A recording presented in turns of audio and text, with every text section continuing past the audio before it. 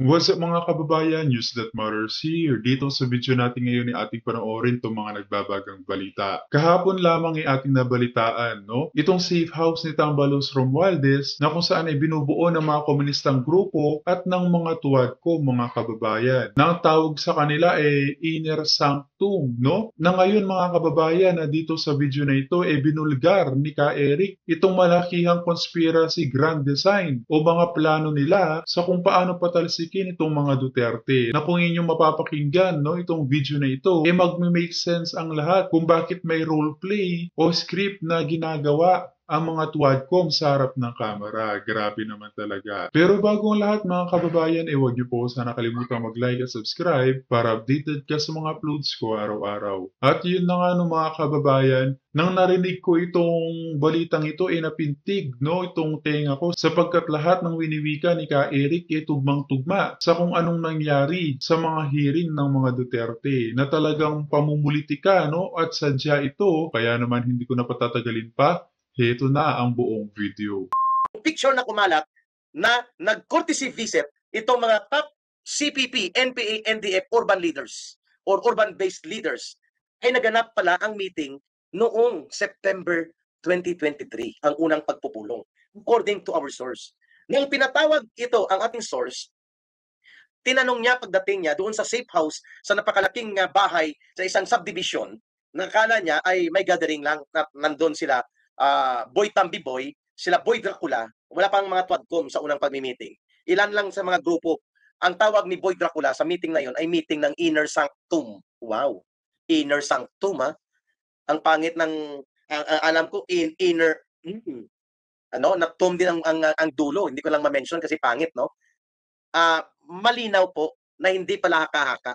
Ang naging deklarasyon namin sa programa sa SMNI namin ni Dr. Lorraine Badoy na indeed ay nabuo na ang isang alyansang oportunismo at alyansang mapangwasak at tagapagasik ng lagimpang politikang kaguluhan sa pagitan ni Martin Romualdez at ng mga CPP, NPA, NDF, and it was confirmed. Maria Provinciana, thank you sa pagpapakulay po ninyo. Confirm kahapon na ang meeting ay malapit lang po sa bahay na ginagamit na safe house. Diyan sa may subdivision, malapit po sa Congress, sa Batasang Pambansa Complex area. Arnold Bigkas, salamat ka Eric, mabuhay po kayo. So ngayon, malinaw na hindi po ito nangyari lamang kahapon kung bakit nagkaroon ng serye ng impeachment coordinated attack laban kay Vice President Sara Duterte sapagkat pinagplanuhan. Ang tawag po dyan ay premeditated. Pinag-isipan, pinagplanuhan, at ang motibo ay very clear. Not just impeachment, but total demolition and paralysis operations against Sara Duterte for their political value and integrity sa Philippine political situation and setting natin. Para by 2025 and 2028 na mga eleksyon ay magiging insignifikante at magiging paralyzed ang political support and influence na pwedeng gawin ng mga Duterte. And thereby, lalamunin sila sa eleksyon at politika nila Marcos at Romualdez. Iyon ang end state. Ano po ang naging reaksyon ng source natin habang sinasalaysay niya? Tinanong niya si Boy Dracula. Boy Dracula, no? Congressman Boy Dracula. Bakit nandito yan? At sinong ibang kasama niya? Ang sagot ni Boy Dracula sa ating source, wala tayong magawa. Mga part yan ng ating inner sanctum. Yan ay cleared na kay MR. So si MR ay alam niyo na kung sino. Siya si Tambiboy. So bagamat agamat nag-aalangan ng source natin sapagkat alam niya kung sino si Franz Castro sapagkat siya ay mayroon din pong enough background sa tungkol sa CPP, NPA, NDF. Hindi ko na, munti ko nang i-mention ng agency. Arang posisyon niya dati sa gobyerno. So, tahimik lang siya, nag-attend sa meeting. At may dalawang kasama si Franz Castro nung meeting na yun noong September 2023. Doon pinag-usapan ang tatlong bagay. Ito na, sasabihin ko. Number one, kailangan mapatigil ang SMNI at tanggalin ang programa nila Eric at Lorraine Badoy ng mga Red Taggers. At yan ang naging dahilan na nabubulgar ang mga katiwalian at isyu sa gobyerno ng Marcos Romualdez, kaya dapat tumahimik ang SMNI. Kasi dyan din nagsasalita si former President Rodrigo Duterte. Dalawang programa nandun sa SMNI eh. Ang isa ay ang Laban Kasama ang Bayan, na talagang the one and only unique program to ever exist in the history of Philippine television na frontal at walang takot na lumalaban sa mga terorista at komunistang grupo ng CPP, NPA, NDF, never done before in any Philippine television program. only in SMNI. Mantakin niyo yun mga kababayan, lahat na lamang itinatapalan sa bibig, no? Kulang na lamang talaga maging diktador na itong mga bangag. So tinarget ang Labang Kasamang Bayan at ang pangalawa yung program ni Pangulong Duterte na gikan sa masa para sa masa. Kung saan una niyang sinabi na ang pinakakurap na ahensya ng gobyerno ay ang Kongreso sapagkat nandyan ang grabe na pagwaldas at pag-abuso sa pundo at taban ng bayan. At doon nabulgar ang extraordinary fund na wala palang liquidation and receipt kundi certification lang. Okay na. Wow. Doon sila nagalit sa dalawang program na yun. Laban Kasamang Bayan at ang sabi ng ating source yung program ni former President Rodrigo Duterte na gikan sa masa para sa masa. Ayun. So tinarget talaga siya doon sa meeting na yon at ang nag-propose niyan ay sila Franz Castro at ang dalawang kasama niyang lalaki. May ideya na ako kung sino mga nakaupo na ito. Hindi ko muna i-mention kasi pinadescribe ko yon at alam ko kung sino ito. Ito ay mga bahagi ng National Organizations Department, NOD, ng CPP Central Committee Staff Organ at ang isa ay taga NUFC, National United Front Commission. Explain ko yan mamaya kung anong mga grupong yan na pinaupo ng Central Committee kasama kay Lola Franz Castronyo na isang convicted criminal sa kasong child abuse, no? At nagpapakilala pang representante ng ACT teachers. Thank you, Mariposa. Pangalawang agenda, sabi ng ating source noong September, ay pinag-usapan kung papaano ang pag-expose ng organisado at tuloy-tuloy at sustained tungkol sa confidential and intelligence fund na nasa pundo at pangangalaga ng Department of Education at ng Office of the Vice President. Thank you, Alan Cabarubias and Mariposa, sa inyong pagpapakulay. So, tinarget talaga na palabasin, na inaabuso at winawaldas at binubulsa ni Vice President Sara Duterte ang confidential fund sa Department of Education at ganun din sa Office of the Vice President because the Vice President drew the line against the CPP, NPA, NDF. And during that time, si Vice President Sara Duterte was the co-vice chairperson of the National Task Force to End Local Communist Armed Conflict. So ganun pala kung bakit nakatutok lang sila sa confidential fund and intelligence fund sapagkat yun ang gusto nilang palabasin. At ito Kaya alam ng taong bayan, Ka Eric, na itong ginagawa sa mga Duterte, partikular na nga dito kay VP Sara, isang pamumulitika, demolition job. Kaya tanga ka na lang kapag naniwala ka sa isyong yun, no? Dahil ang COA na mismo ang nagsabi na may transparent report ang Office of the Vice President ni Sara Duterte. ay alam nila na nagagamit kontra sa communist terrorism ng CPP, NPA, NDF, kaya hiniling nila kay Boy Tambaluslos na kung pwede ay tanggalin din itong mga pundong ito at dito birahin si Sara Duterte at doon nagsimula ang 125 million confidential fund at inubos lang daw ni Sara Duterte in 11 days. Linya po yun ng CPP, NPA, NDF. Ba tuwang-tuwa si Tambaluslos? Yes, kasama si Boy Dracula. Tama yan. Tama yan. So tuwang-tuwa siya kasi bibirahin na niya si Sara Duterte. At natap na siya ng upo na Pangulo ng Bansa sakaling may mangyari kay Marcos Jr. o sa 2028 or earlier. Okay? Pangatlo, ano pong hiniling nila doon? Ang humiling sa pangatlo ay si Tambaluslos. Ang sabi niya sa CPP, NPA, NDF na mga cadre urban operatives na pinadala ng Central Committee at in-identify doon ng ating source, nandun si Franz Castro, basta wag niyong idamay at wag niyong targetin si Bongbong Marcos, si BBM, ako na bahala sa inyo. And you will be reporting to us, to me, sabi niya. So, siyempre, nakikinig din at kinukuha na ng opinion ang ating source. Nagbibigay din siya ng ilang pangapananaw, pero hindi na siya mapakali. No? This was September 2023 pa. Sana nakikinig dito ang Armed Forces of the Philippines at ang Department of National Defense. No? Sana. Yun pala ay nagkaroon na ng bargaining na hindi muna bibirahin ng CPP, NPA, NDF si Bongbong Marcos Jr. Focus lang kay Sara Duterte at kay Rodrigo Duterte. At doon lumabas ang pang-apat na hiniling. Sa talakayan na yon, sinabi naman ng CPP, NPA, NDF na dapat pati si Rodrigo Duterte ay papanagutin sa ICC. At sabi ni Boy Tambaluslos, yes, we will utilize ICC. Kami na ang bahala doon. At kayo na ang mag-usap dyan nila sundalong kanin. Grabe. Ayun. Kaya pala, ang CPP, NPA, NDF International Department nila na naka-base sa Netherlands, sa Europe, ay nagtalaga na ng isang abogada na magsisilbi na legal counsel ng ICC, International Criminal Court sa Pilipinas. At ang pangalan niya ay Cristina Conte. Yun pong umaharap sa mga hearing ng Tuwadcom at pati sa Senado. Yan po ang miyembro ng National Union of Patakas Lawyers, mga kababayan. Hindi ko na itanong kung nandun din siya, pero kilala siya ng ating source. Yun pala kung bakit siya nila hinihiling na pumasok ng ICC at biglang pumihit ng Department of Justice na tono ng kanilang sinasabi na we will not cooperate sa ICC and then we will respect the authority and procedure of ICC. Wow! Yun pala ay agenda ng CPP, NPA, NDF at hiningi yan kay Boy Tambaluslos, mga kababayan.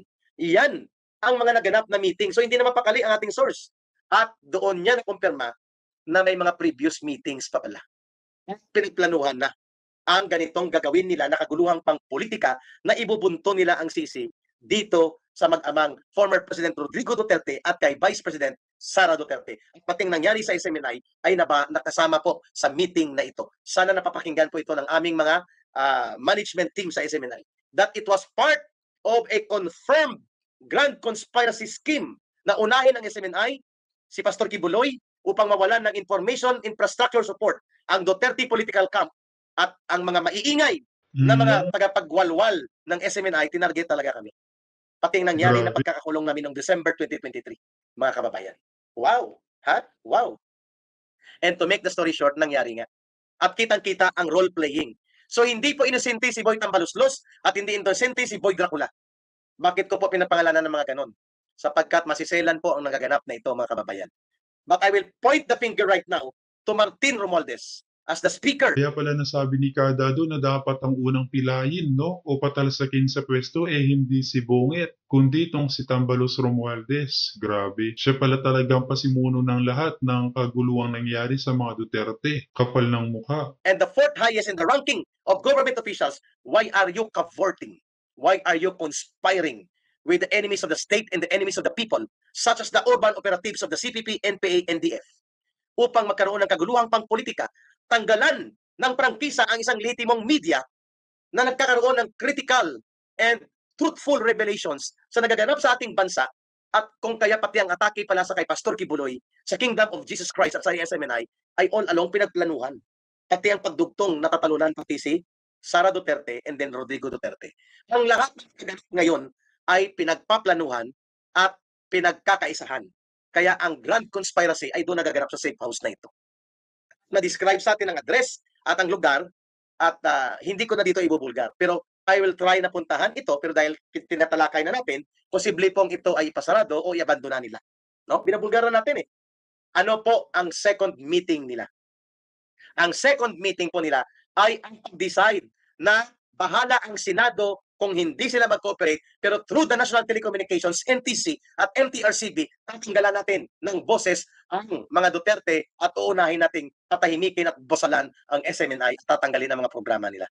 I hope narinig niyo po ito. Kaya noong December 2023 naganap po ang isang napaka-iskandaluso na pangyayari kung saan at pagka-January 2024 dinesisyonan nila na ang active franchise ng SMNI ay i-revoke nila. Mabuti at hindi sumunod ang Senado, kaya active at buhay pa po ang prangkisa ng SMNI until 2044 pa.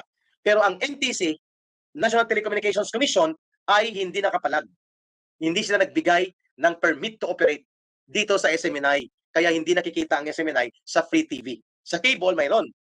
Sa YouTube, mayroon. At sa social media. Pero as a full operational TV network and media network, hindi po ito nabibigyan ng karampatang pagkilala at pagrespeto ang franchise ng SMNI. Yan po ay naganap doon sa meeting na yon, talagang pinagpaplanuhan.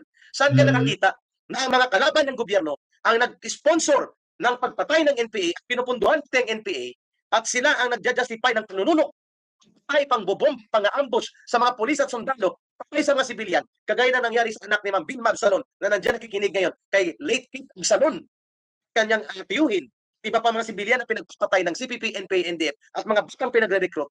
Itong mga taong ito na nagtatanggol at ipopromote ng communist terrorism ay kasabot ng Speaker of the House. My goodness! At ang pinagpaplanuhan, paano patindihin ang pangpolitikang kaguluhan upang hindi na makapanumbalik ang Duterte brand of leadership sa ating bansa. My goodness! Ang mga tagapagwasak ng ating bayan at tagapagpatay ng ating mga mamamayan at mga sibilyan, sundalo at mga pulis, kausap at kasabwat ng Speaker of the House. Doon mismo sa mga safe house meetings nila, my goodness, hindi ko maubos maisip na magaganap at mangyayari ito, mga kababayan. Klarong-klaro na hindi lang po ito parang pinag-isipan lang kahapon, pinagplanuhan at pinagkaisahan.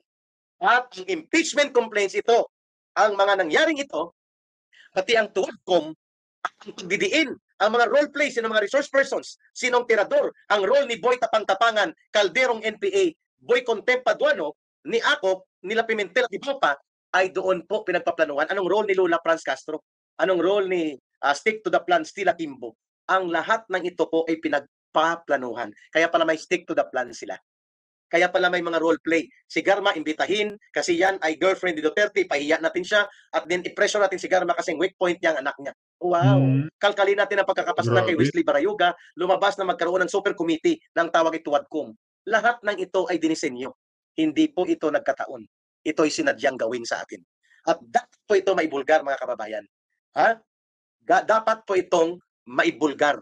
And please help share itong aking sinasabi. At ako po'y handang humarap sa Department of National Defense, handang tumistigo sa National Security Council kung sila po, at pati sa Armed Forces of the Philippines, para po may discuss ang mga iba pang detalye ng nire-reveal ng source na ito. At kung hindi ko alam kung ipapatawag nila ang source, at kung doon, basta proteksyonan nila na hindi lalabas ang pangalan ng source na ito, ay dapat gagawin ko po ito. At may witness ko nito, dating kadre din. Hindi ko nababanggitin ang pangalan niya.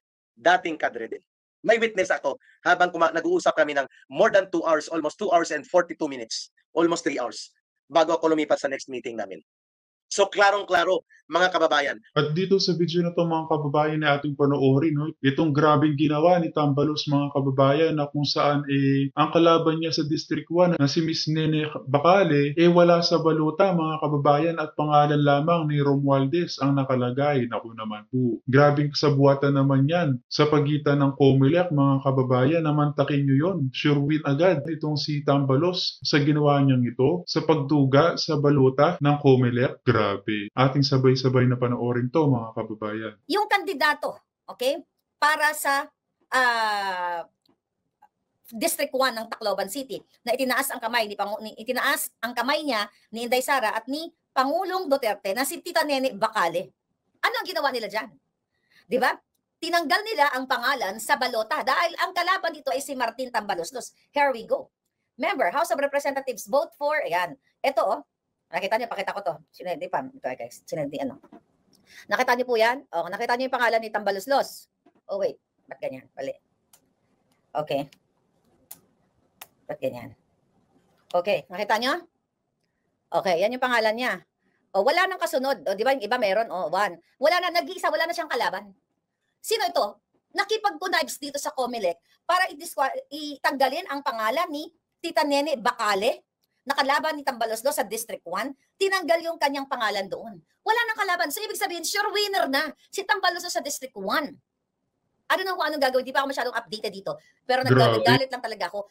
Sigurado na si Tambaloslos, hindi walang eleksyon, kahit isa lang ang makuha niyang boto, panalo na siya kasi tinanggal niya yung kanyang kalaban sa district niya.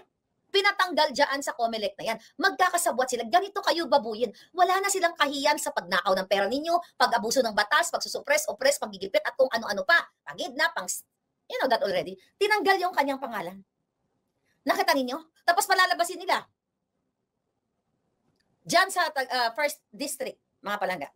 First district sa Tacloban, dapat kayo magsalita.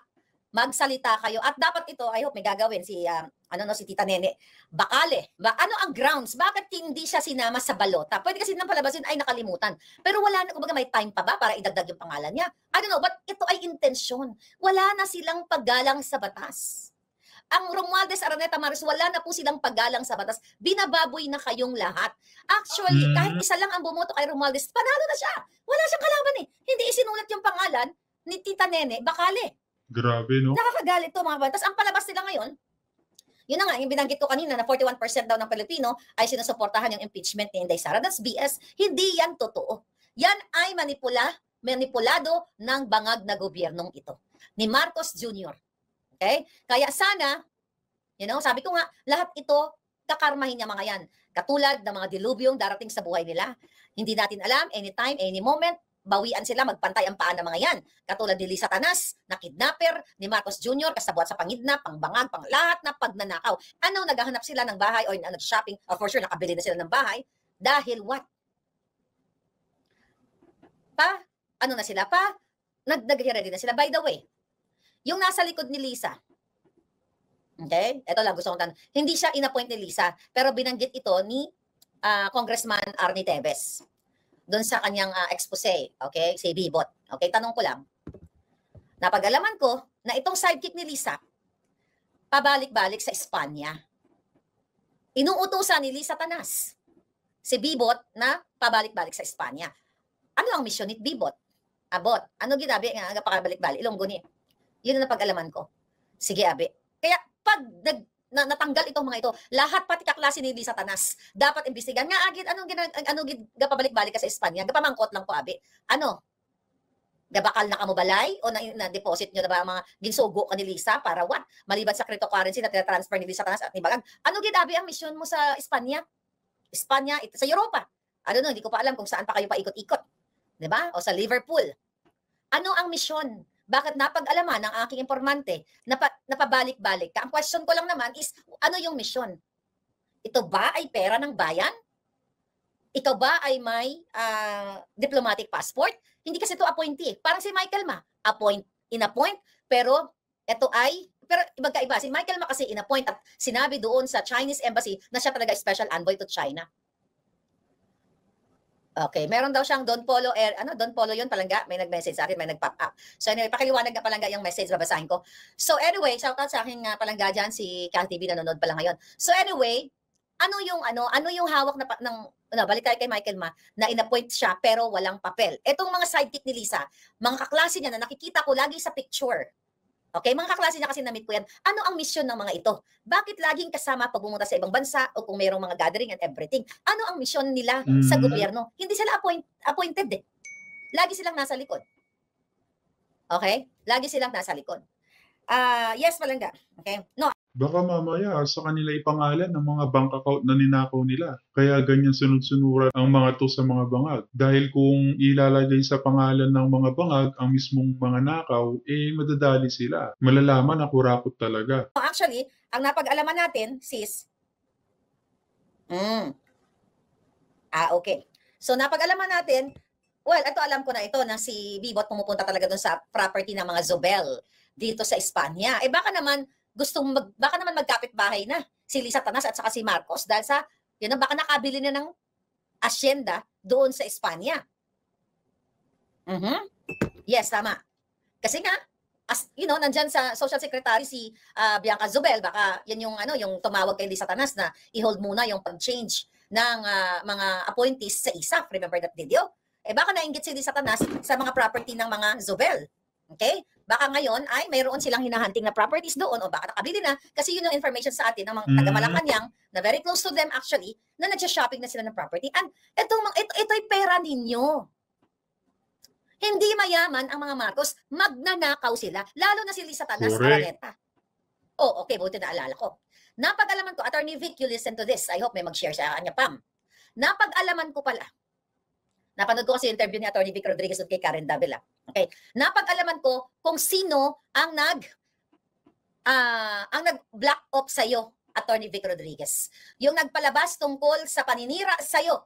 Inamin, according to my source, ni Martin Araneta na sila ang nagpakabog ng pang-black ops sa'yo.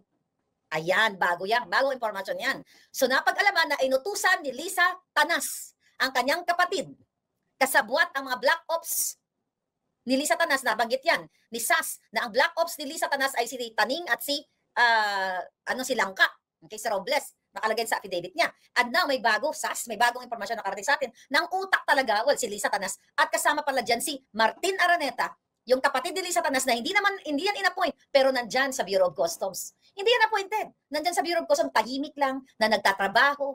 Diyan, ba't ka magtatrabaho? Anong tinatrabaho niya? Diba? Napangalanan nga yan, diba? Doon sa report ni Clarita Carlos. Tungkol sa smuggling na yan, issue na yan. So ngayon, ikaw, Attorney Vic, ay tinrabaho ni Lisa Tanas kasi ayaw ka nga nilang nandyan, pinaalis ka sa executive department, as executive secretary, kasi nga hindi nila maisakatuparan yung kanilang panggagancho. Pagbebenta, sila ang tunay nagbebenta ng appointment, yung hayop na Lisa Tanas. Yan pala, buo na ang kwento. Talagang tinrabaho ka ni Lisa at ng kapatid niya at ng Black Ops according sa source ko. Na ito'y kilala ring pamilyang ito. Actually, connect-connect to sila. Kilalang kilala niya si Martin na dating walang pera, nakikitulog lang pala yan. Okay, ito pa, napagalaman natin. Iyang si Martin Araneta, ayon sa ating source, na di mo nga kilala yung pukinang tanginang yan. Nakikitulog lang sa mga nililigaw-ligawan niya mga babae, bago yung asawa daw niya, okay, para makalibre, makakain, at makalibre ng tirahan. Ano, bonggang-bongga, kaya hindi sila mayaman. Si Lisa para sa Grabe. hindi mayaman, magnanakaw sila.